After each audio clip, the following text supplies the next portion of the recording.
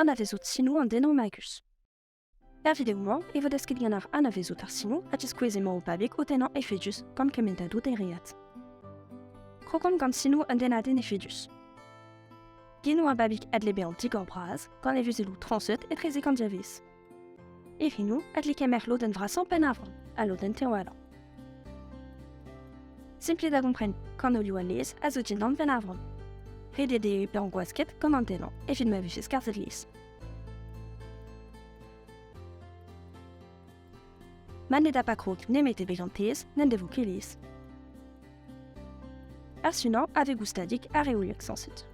Galout a rigolet et da ouivigek hag e skouarn o fienwal. A wechou e c'heller kleouet an ean o lonkan. Ar babik en deus evet a war, a se blant a kontan, a c'hant kousket gantan goude be an denet. Kustume e vefe enervet da barde, e o relach diabars a zo ket mesket c'hoaz. Son je peus matehe, pa war dou gerez, e vejez an tot an ean o fienwal e fin an deouez treistol. Men em zantit c'hwi e destignet, a c'hant kousket ganar, an difran o gweanor, tenet e be mat. Penaos gouvout bremañ e resevar ar babig trawar a lez.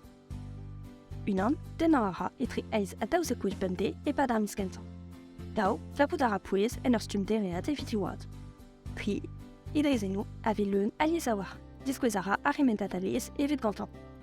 Evit ar stotan, ur babig a eva mat ad li glebian pem pe c'hwer kouchen bemde ad ale karpeware pe pem vet koude bean bekan neut.